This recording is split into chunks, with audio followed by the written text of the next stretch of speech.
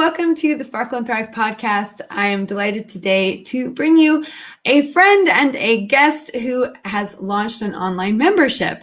And a couple of years ago, I had the pleasure of getting to know Joseph and finding out more about what he's done for his father and also obviously for himself as well by building up this membership.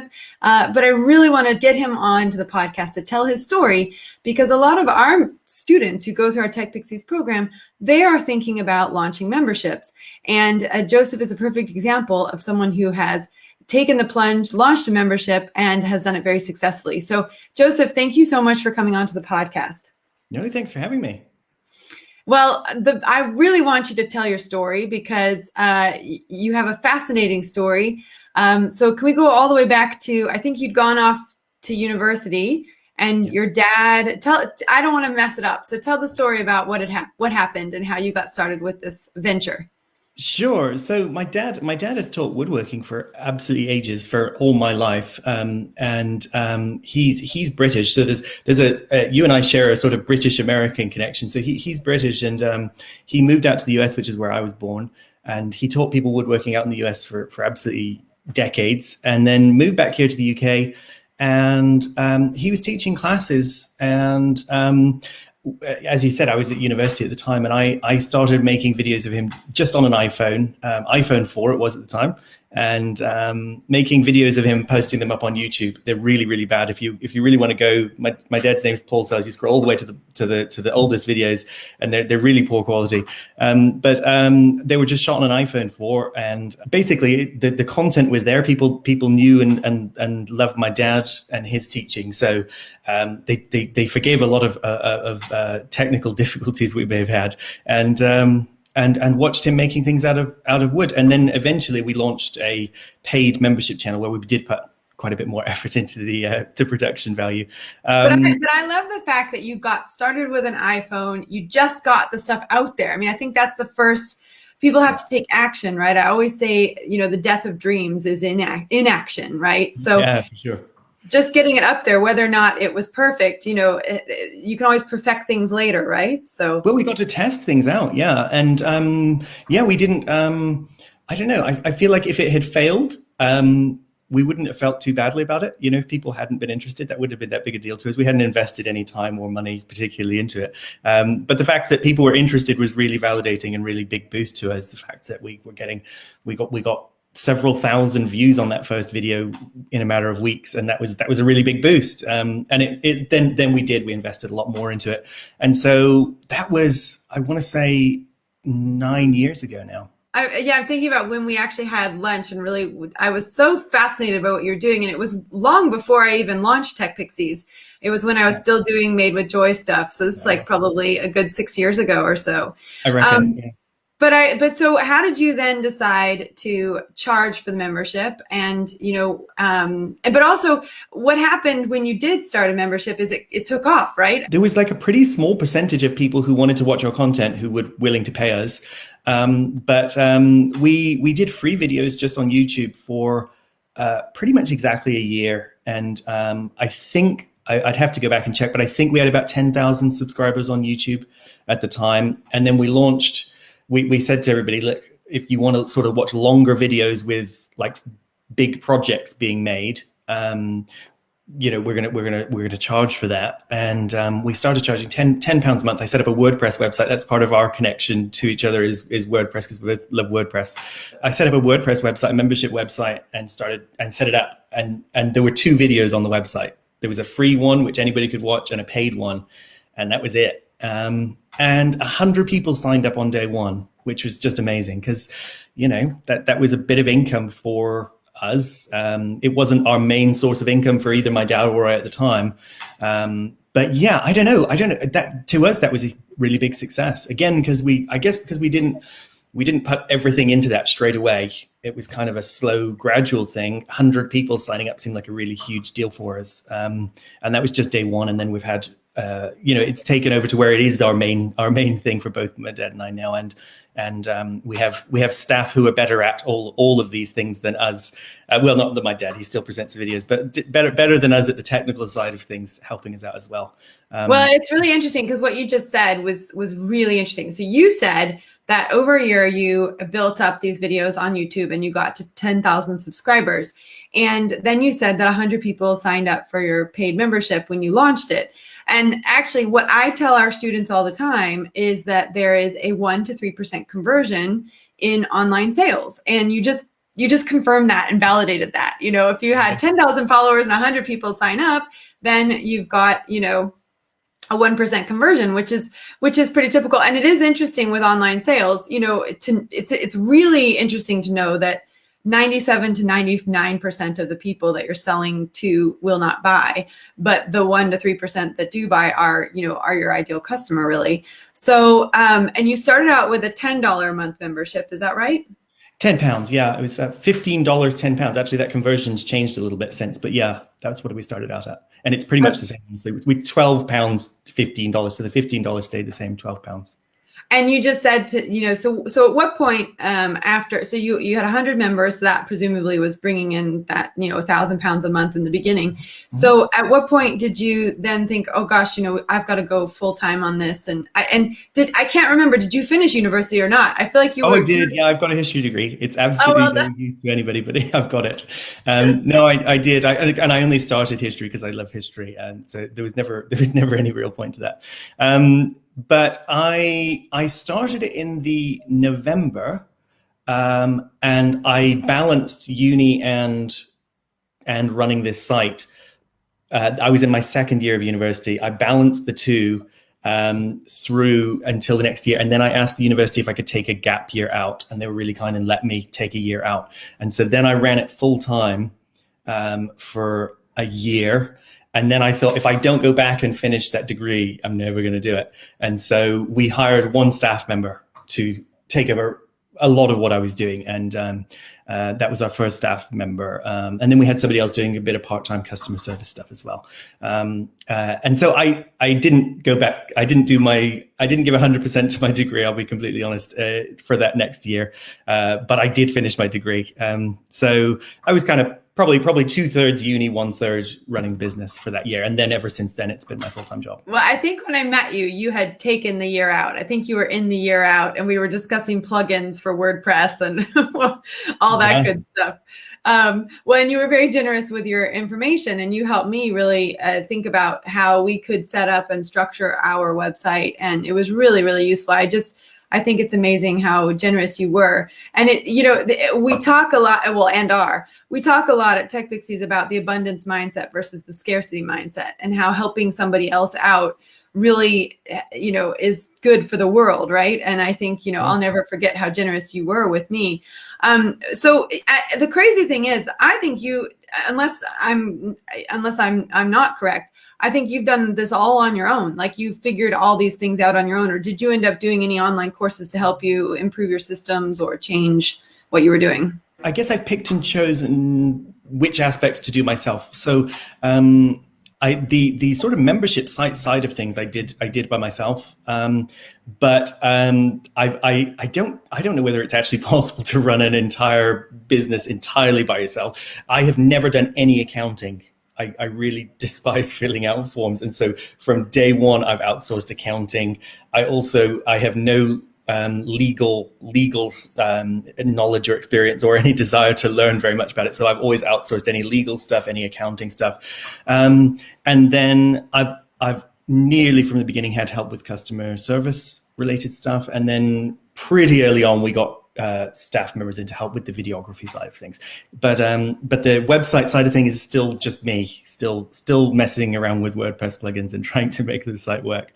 So that's the side of it that I don't know, but that's kind of the core of our business as well. Did you do any courses to learn how to do ads or to learn how to how to run the membership, or was that all just exploring? Well, I've never done ads, so I still don't know. Maybe I still need to do a course on ads. But I've never done ads. No, I mean, I've watched YouTube videos to learn how to do a particular technical thing, but I've never done it. Maybe I should. Well, I'll tell you what, know. I think you should be doing YouTube ads. That's for sure. Because all your viewers are on YouTube.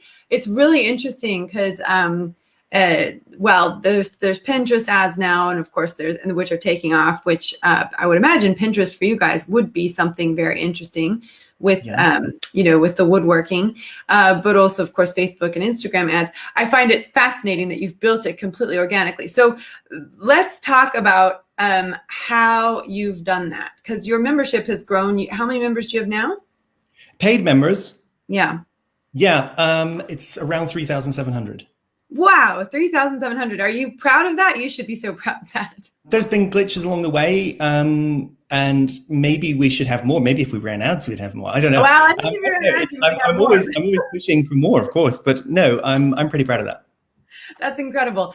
But now with this membership that's grown over the years, how have you been able to grow it? Like, what have you been doing? What's been the number one thing that's helped you? So something I have to remind myself of all the time is that we don't grow our membership by adding to our paid site. We grow our membership by adding free content that everybody can see.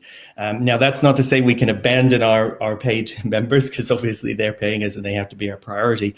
But honestly, we always see the best growth when we're doing the best stuff that everybody can see, whether that's on social or on YouTube or on the free aspects of our website. And so I would say that's been the key, is we have people tell us we have really great content for free out there. And I guess, I don't know how this adapts to other people. That'll be for everybody else to figure out. But for us, the way we decide what should be free and what should be paid is we try and get in the search results for the basics of woodworking, because that's our core thing. And so if you Google, how do you sharpen a chisel, or how do you cut a dovetail, or how do you plane wood, or how do you set up a plane, quite a few of those search results will be either the number one or somewhere on the first page with a video about how to do those really basic things. And those videos usually aren't particularly long. Some of them might be 7 or 10 or 15 minutes long. And we tend not to do like a big, long project for free.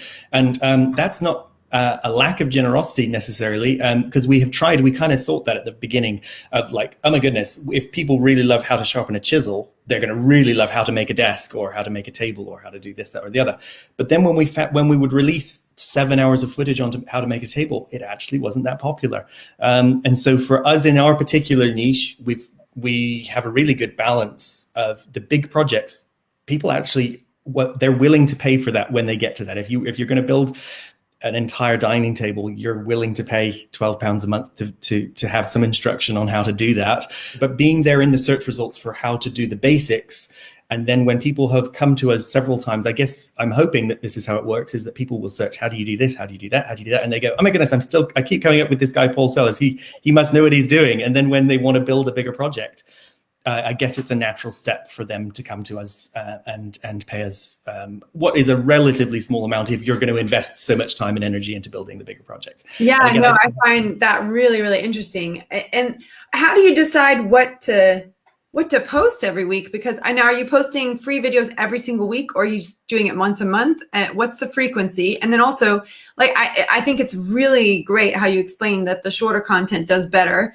That kind of introductory foundation content does really well. But then and it makes sense that people would want to pay for the more in-depth stuff that they would be going deeper on. But how often do you post the free stuff? And then, how do you decide? And what if you run out? How do you not run out of things to make or show people what to do? Yeah. So how do we decide? Do you know, I really love, and I don't use it enough, but I really love Google Trends. You can go to trends.google.com and it doesn't give you exact numbers of people that are searching something, but you can compare to search results. And so people search how to do X, Y, Z all the time. I mean, that's the way people, how to change a light bulb, how to do this, how to do that. Like, people search everything. And I know I do it as well. Literally, how do you change the light bulb in your oven? I would go to YouTube and try and get a video of somebody showing me how to do it, rather than looking in the manual or whatever else. So we can figure out a certain amount, how much people are searching for how to make a mortise and tenon joint. We can figure out whether that's more popular. And then you can actually switch it around and say, are people searching how to cut a mortise and tenon joint, or or mortise and tenon, how to cut? I don't know. You can kind of switch the words up and see which one is more searched for. And so to a certain extent, that's a really good tool to figure out what people are looking for and answer their questions. We also have people email in all the time asking us questions. And if we don't have a YouTube video for it, we have a spreadsheet that we occasionally check, which has a list of everything everybody's asked that we didn't have a video to answer them with. We don't have a particular schedule. We do release probably every other week a free video on YouTube or on the free part of our website. We release a paid video every single week. And that's what I was saying is, actually, if we were being smart about it, we'd probably be really focusing on the free content rather than the paid content. But when people have paid us, I feel a certain obligation to make sure they're the priority and they get their content every single week. And we've never missed that. And as far as how do we not run out of content, people always have questions. That's the great thing, and we will just keep going for as long as it makes sense to answering their questions. And no matter how many we answer, they seem to have more. And I really do like to see all of our videos as an answer to a question of how do you do this, how do you do that. And a lot of the titles of our videos are how to cut a mortise and tenon joint, how to cut a dovetail, rather than Paul Sellers shows how to cut a mortise and tenon joint, because nobody's going to search that. People are searching. So I try to match it as closely as possible to what they're actually looking for. How to cut a mortise and tenon joint, how to cut a dovetail, how to sharpen a chisel, how to sharpen it. And then there's so many tools, how to sharpen this tool or that tool and the other tool. We have videos for quite a lot of those there. So yeah, I don't know. Does that answer it? Yeah, no, that really does answer it. And I think, what you've just reinforced is how important it is to be able to collect questions from people and then to answer those questions with your content. And you know what I say in our social media superhero bootcamp, which we've got coming up next week, one of the things I say is think about the 52 questions that people would ask you, and then you've got 52 weeks of content, right? So just answer a question every single week for a year, and you do. And the thing is a lot of the questions will come back again. What happens if someone asks a question and you've already created a video? Do you just point them in the direction of that video, or do you recreate that video? No, we do occasionally go back and recreate a video if we think we could do better a second time through. Some of our very early videos we've replaced with something better. But no, for the most part, if we can just point them to a video, that's great. And then that identifies the gaps in our current videos. It nearly always makes more sense to come up with something, an answer to a new question, rather than going back over the old ones, honestly. And what about your members? Once they're in, do they just have access to the website, or do you have another space where they can connect with each other, like a Facebook group or something like that? We have a forum on the website, and I was looking in there the other day. I think there's like 30,000 messages in there. We mainly leave them to it if they will talk about things. There's comments directly under each of the videos as well, where they can ask us direct questions, and that's what we mainly monitor, is those direct questions.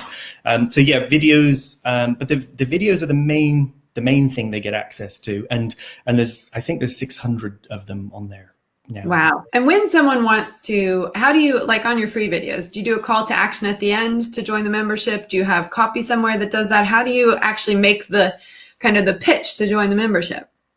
Cool. Yeah. No, not in the videos. One of the things people love about, and it's pretty unique to the way we set up our business.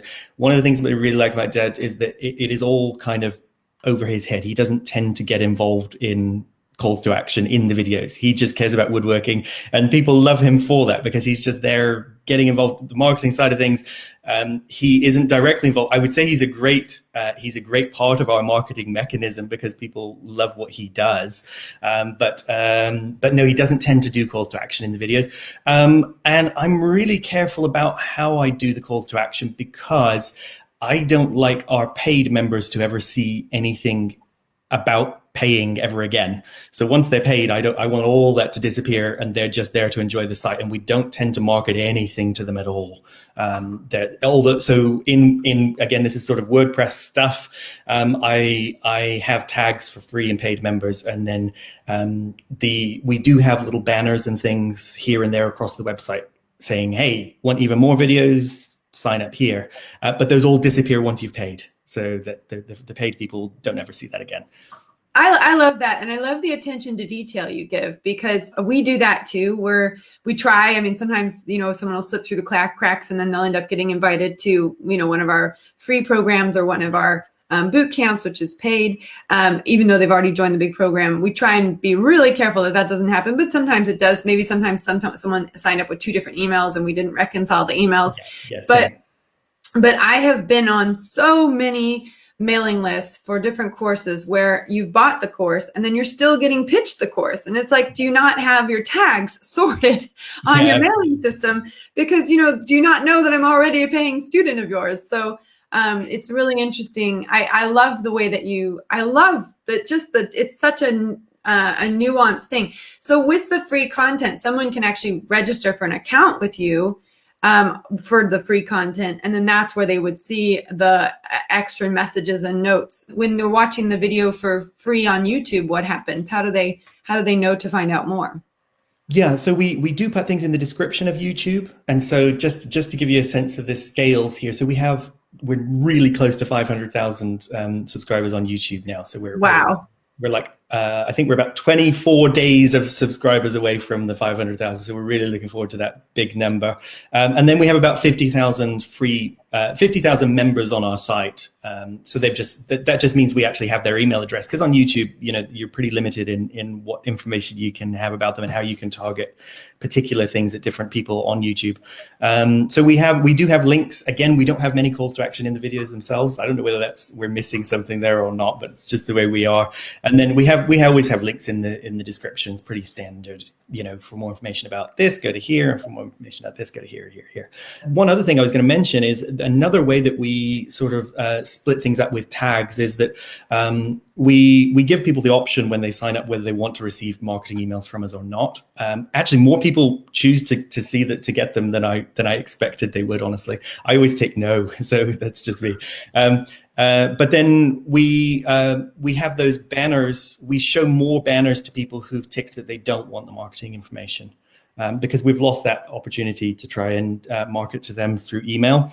And so, but we try and have either banners or emails. So we don't do both at once. So we kind of have a particular way that we're trying to get our message to people that way. So people who have ticked no are more likely to see something on our site to promote to them that way, so that we don't miss out on an opportunity to market to them one way or another, because there's less restrictions about what you can show to people versus what you can send them in their inbox. Well, I did a membership course with Stu McLaren, which is called Tribe, which is amazing. One of the things he talked about was keeping it simple, not overwhelming your members. And you've got a really simple system. Every week you're going to get a new video. And if you're on the paid, and every other week you're going to get a new video if you're on the free. Do you release to the free members one of your paid videos, or are they separate pieces of content? They're separate pieces of content. And so the paid people get everything. And then so they actually, I guess, get more than one video a week, because they've got the free stuff as well. Again, we've found that people are more likely to pay for the more advanced content. And so we do occasionally release, say we did a paid project that's maybe a little bit simpler or a little bit shorter. We will potentially release that into the free pool eventually. But we've found, again, our audience is pretty self-selecting, in that the people who just want to subscribe to the YouTube channel want short content about how to do stuff. People who sign up on our site but aren't ready to actually build big advanced projects tend not to want to pay us anything, but we can still provide them with a certain amount of education and maybe get ready for the day when they are at a level where they want to build the bigger projects. And so that kind of works really well for us in that way of having those tiers of people. That's great. Well, and again, going back to this idea of keeping it simple and keeping it, not overwhelming people, because that's what will cause people to leave, according to Stu. How about your retention? Do you have people who've been with you since day one? Do you have people who, how long do people tend to stay? Yeah, I've changed payment gateways and membership plugins a couple times along the way, which makes it slightly harder for me to know that information. I could figure it out, but we know that some people have been there since day one without a single gap. and people tend to stay for years or so. Yeah, we have a really long retention rate.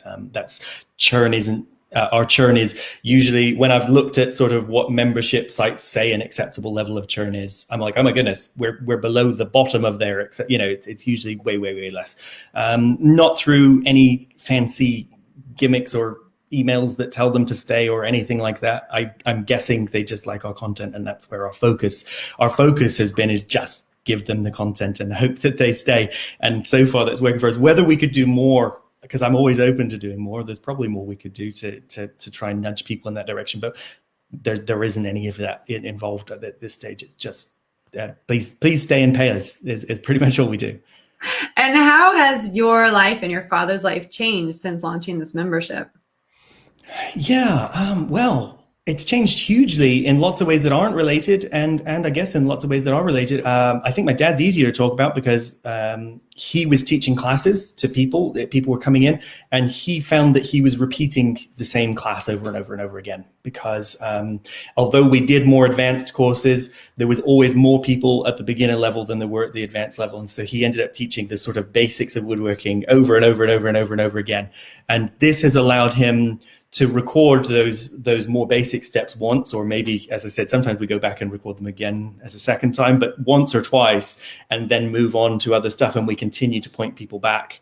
And like the video we have on making a mortise and tenon joint's been viewed 2.6 million times, but he only had to do it once. Whereas when he was teaching in-person classes, he may have spent several days of a year just going over again how to do that. So it's really freed him up to really push into more interesting areas of the craft for him.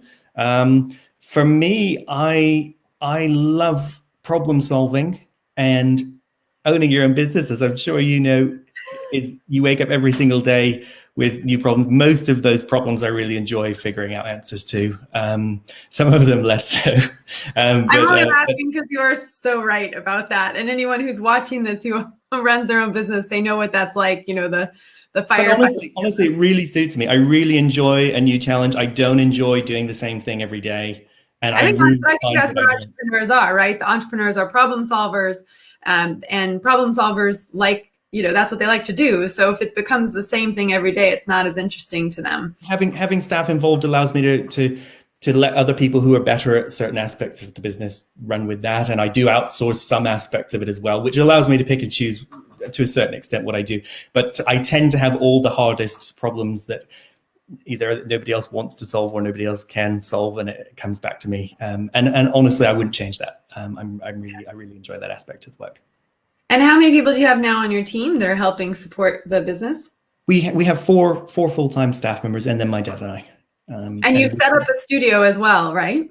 Yeah, we're over in Abingdon now, and that's a big difference, because first it was a teaching facility that we would film at the end of, and now we have a building where no members of the public ever come to, and it's just a big warehouse. But then inside that, we've built a garage where my dad works. We did a survey of our members and found that the biggest proportion of them work in a single car garage. So we built a garage set where we sort of figured out exactly what size the average garage was. We did research and made that footprint, because my dad could have worked in like a 3,000 square foot workshop with tons of tools and tons of machines and tons of extra stuff if we'd wanted him to, but that wouldn't have been relatable for people. And so we've forced him down into a pretty small amount of space and said, you're going to have to make everything you're going to make inside that space, because that's relatable for people. And that's what those are the obstacles they're facing. Oh, that's so interesting. So you made sure that the studio you built was similar to the size of workshop that someone in the online membership would actually have themselves. I love that. This is what I love about you, is you think about every aspect. That's such an intuitive thought to really think about what the person's going to be dealing with. Well, we kind of get the feedback as we go as well, because people would say, well, that's all fine for Paul. He's got a great big shop and tons of tools.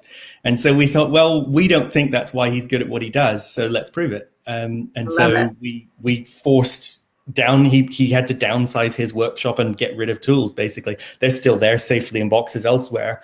But then we're kind of making the point visually to them. No, it's not because of the tools, and it's not because of the space, because, hey, look, here he is. He's in a one-car garage. The studio is then huge.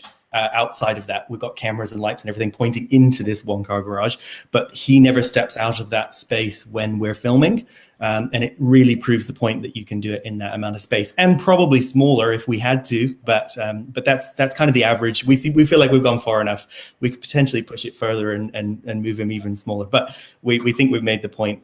But then once we'd made the point, we didn't see any reason to change it, and so we've stuck with that one car garage footprint, and everything else takes place around that.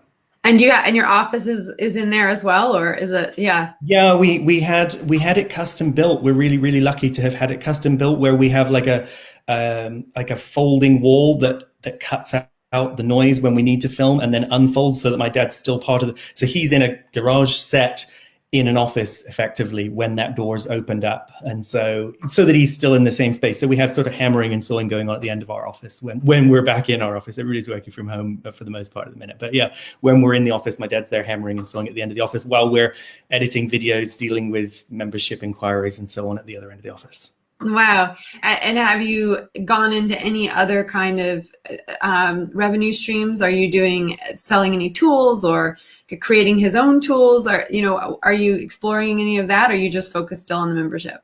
The one area that we've branched into is books, because that's something, I don't know, my dad especially gets a huge amount of validation from having actual physical content. I think it's probably sort of a reaction to creating intangible content for all these years, that it feels like therapy to be able to make something that's going to last forever. And so we've done a book, and we're planning on doing more books. And it's basically just taking everything, a condensed version of everything we've done. People have asked us to release our online videos as DVDs, but it would be like hundreds of DVDs in a set, and it wouldn't be practical. But the books, we feel like that's sort of a really long-term lasting legacy. And so we invest quite a bit of time and effort into those, and we're planning on doing more of that.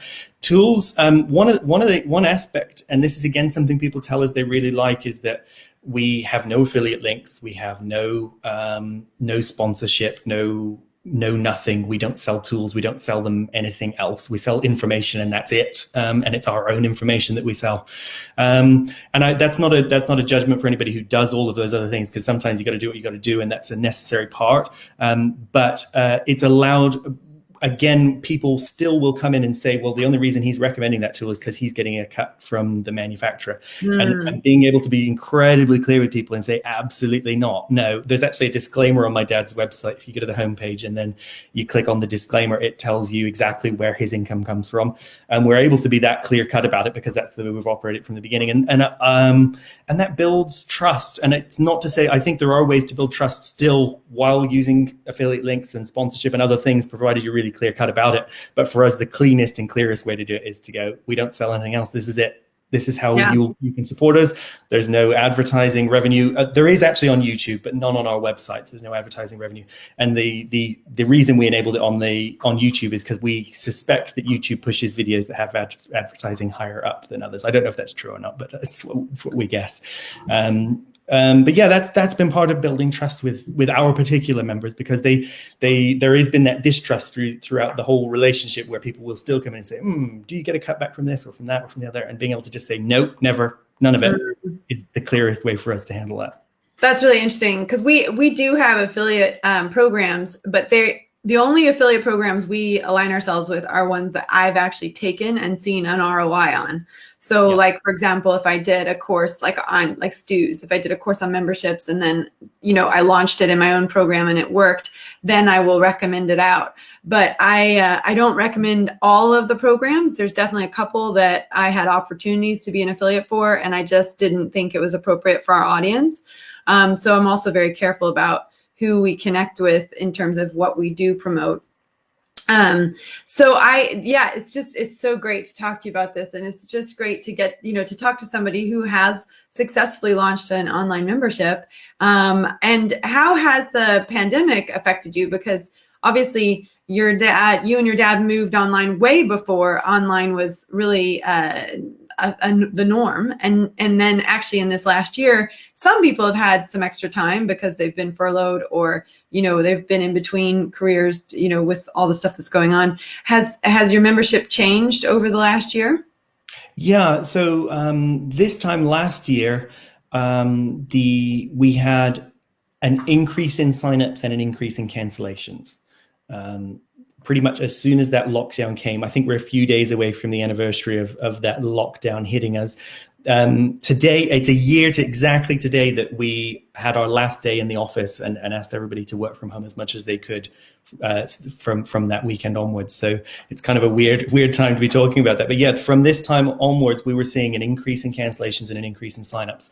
Now that we're a year on, I think we're up from where we were than where we would have been without the pandemic. Honestly, that's just, I know a lot of people have struggled. It's almost embarrassing to talk about it being more popular because of that, but that's just the way it is. But we did see quite a few people cancel. We tried to help out where we could because we realized a lot of people were feeling really uncertain. So when we actually changed up, usually it's a self-serve cancellation on our site. It's just you go click the button and you're canceled. That's the end of it. Nobody has to email us in to ask to cancel. But we changed it to where they had to email in for a couple months to ask to cancel, so that we could talk it through with them. And we actually gave some free months to anybody who was canceling because they were uncertain about the future. And that was good for them and good for us, because some of them then did end up canceling anyway after I think we gave them 3 or 4 months extra. And they ended up canceling anyway. And some of them, things became more certain for them and they were able to carry on and stay signed up. So that was one way of both helping people and sort of keeping things a little bit more stable. But overall, I think more people have been interested in woodworking and doing things they love, and woodworking is one of them. And so overall, yeah, I think it was our numbers are up from where they probably would have been. Yeah, no, we had a very similar situation. And I think mostly, well, really for us, it was about the fact that suddenly women were thrust into technology in a way that they just weren't before. And then it became vital that they had these tech skills, and we were kind of perfectly positioned to give it to them. We ran a very successful free training program for a year, and we've now, improved and refined it, and we've now turned it into a paid boot camp, mostly because it got so popular. We had 16,000 women sign up for it. It was like, it was a lot of people to serve. Because a huge percentage of them were actually showing up and doing the work. So, the issue for us really became, how can we serve people the best? And so we thought, well, if we put it into a paid boot camp and make it, at a reasonable price, which is for us £37, and you get 4 hours of live training and you get bonus technical videos, and we felt like we could serve them much better if it was a smaller group. So we're testing that out now just to see, because as fun as those big groups of thousands of people are, they are very intense, and there's a lot of moving parts. And so we thought, okay, well, let's scale back a little bit and focus on people who want to invest in themselves and with a small amount. But it's interesting how much demand there was for the free training program that we did have, and that really was a result of people being forced into technology.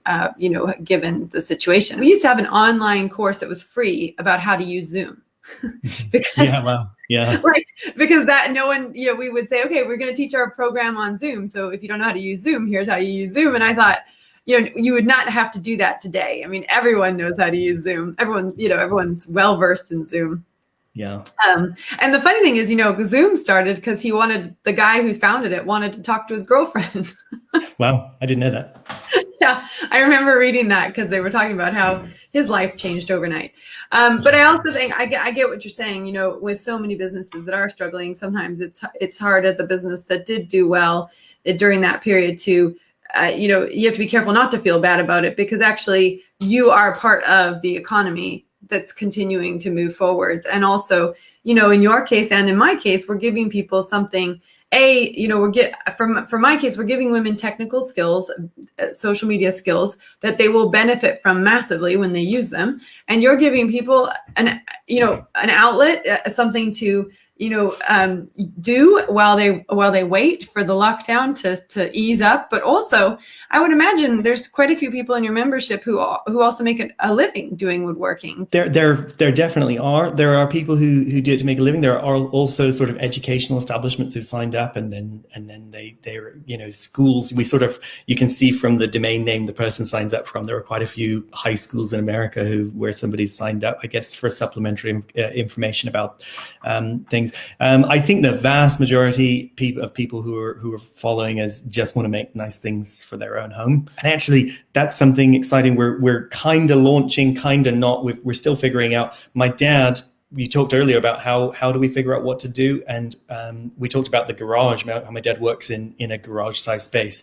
We bought a house 2 years ago, and my dad is actually furnishing that house top to bottom. Well, I was going to ask you, what do you do with all of the stuff your dad makes? So that's what he's doing. Well, it's only just starting. He's just built a rocking chair that's just in the process of being released on our site now. But we kind of feel like we have to kind of wait a little bit to launch it, because right now all we've got to show is like a big empty space with one rocking chair in it. But what eventually, about all the stuff he's made over the last 9 years? Where has that gone? Well, I'm working on a table he made, and there's a bench behind me here that he made. And so various places in my house or other family members' house, and then quite a bit of it is stored. We try and keep them in. We don't ever sell them because we like to keep them for reference, because sometimes people ask us for extra measurements that we didn't give on a drawing or whatever else, so we can just take a tape measure over to it and measure it if it's still here. But if we tried to assemble all that furniture we've made over the last 9 years, it doesn't look like it all goes together, because it was kind of a random process. And so we thought we'd sort of start over. Oh, yeah, so it all works together. So that it all works together. We're really looking forward to sort of being able to do a camera pan around the living room showing all the different pieces of furniture and how they all just look great together. But we kind of have to do that really intentionally. And so we've just sort of committed, my dad and I, to at least 5 more years of this, of furnishing a house top to bottom with everything all over again. So even if we've done a chair before, we're going to do another chair for this, and make sure it fits and that it works, and talk about how it fits in the space, because that's the majority of our users are people who just want to make nice stuff for their own home, and they don't really particularly care how long it takes them or how much it costs them, in just wood, because they're going to end up with something much nicer than they'd be able to buy anywhere else. Who gets to live in the house when it's done?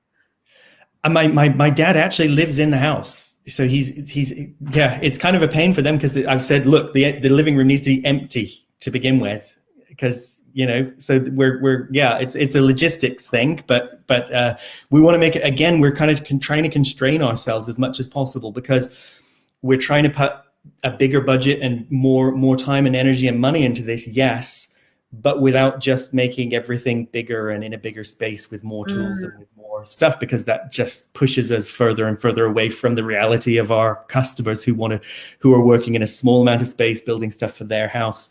And so my dad has, in the past, he made furniture for the White House. He's done all kinds of great and fancy work, but again, that's not particularly relatable to people who just want to build a chair for their house. And so we're really trying to push things down into simple, small spaces, because and actually 50% of our audience are in America, who tend to have, as you know, bigger houses than we have over here in Oxfordshire. But then we have a large chunk of our audience who are in even smaller houses than we have here in the UK. And so just trying to balance all that out is how we try and think about it. And I'm really looking forward to furnishing an entire house. That's going to be really fun.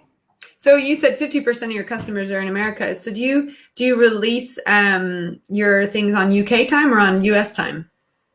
We picked a time that we thought kind of sort of worked for both. And so we release at 2 p.m. in the afternoon, which is sort of 8 a.m. US time on a Wednesday. The only reason it's on a Wednesday and it's still on a Wednesday is because that was my reading day at university. I had no lectures on a Wednesday. So there you go. Bangor University History Department decided when our release day was going to be on and we've never changed it. I don't know whether it'd be another time, but also one funny stat that I know about from watching the stats on our audience is that I think people tend to watch these videos at work. We see more people sort of sign on and start watching stuff around 9:30 a.m. In midweek than we do over weekends. So I don't know where everybody works where they can do that, but there you go. I love that. If someone's thinking that they might have an idea for a membership, I mean, we have a lot of people in our program with different backgrounds, and doing different things. For example, Julie, who's just joined late but loves this. Julie, she's very creative, right? So she has clothing shops, but she wanted to create a stained glass window for her door. So she's gotten into stained glass, and then she created some awards for us for stained glass. Cool. Julie, I'm thinking you could do a membership on stained glass. But there's so many different people that could launch a membership. We have people who do knitting and crochet and crafts.